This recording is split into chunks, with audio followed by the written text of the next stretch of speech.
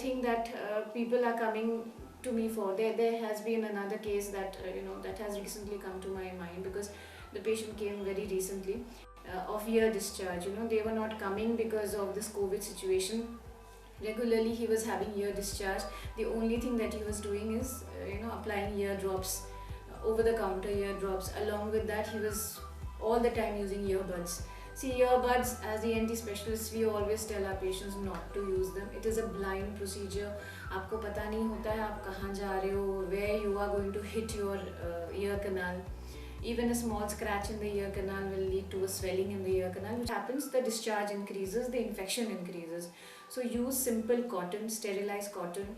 Along with that, apply a bit of Vaseline, which actually creates an oily coating over the external portion of the cotton, and that prevents the cotton from absorbing the water. So this is one of the most important measures that you can take for a discharging ear. Secondly, do not use buds. Third, whenever you are using a ear drop, do not apply Solivax, which is, people are given Solivax to soften the wax actually, but that happens only after a doctor sees the ear and tells you yes, there is wax. But maximum cases came to me with a fungal infection.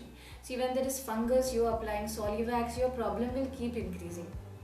So the thing is that you can go for a ear drop, but only after the advice of an ENT specialist or any other doctor who has examined your ear. If the person has not examined your ear and just blindly given you drops, it is not actually a good procedure. In our profession, these online consultations actually become difficult because we cannot examine the throat, we do not examine the ear. So in that case, what happens, we of course give you certain ear drops or certain medicines which have a wholesome approach. So mostly we generally start with an antifungal ear drop. So if you have an antifungal ear drop with you, you can use that. That is the safest at that time, instead of going for Solivax. Next is, people have come to me with a bleeding nose. So the bleeding nose was being treated just like that. People were applying oil, people were just applying any other thing that was available at home. Bleeding nose, recurrent bleeding, maximum cases is of trauma. You're either picking your nose or you're either blowing your nose. So stop blowing, stop cleaning your nose. And the weather that we actually have now in Gurgaon, as such, the weather in Gurgaon is of extremes of temperature. The weather is always dry.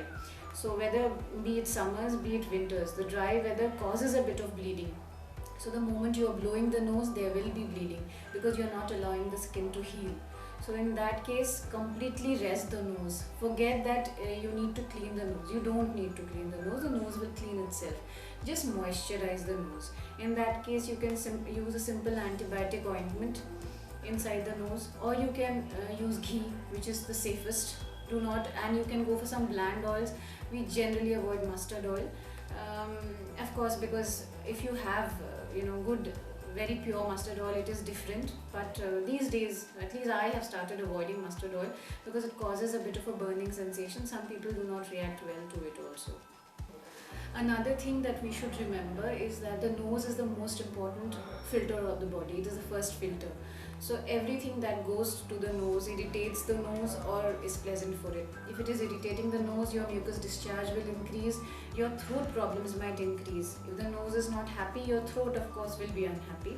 And in that case, mouth breathing increases, the throat is further jeopardized, and then your chest starts getting affected. So people start getting the feeling these days that I am suffering from COVID.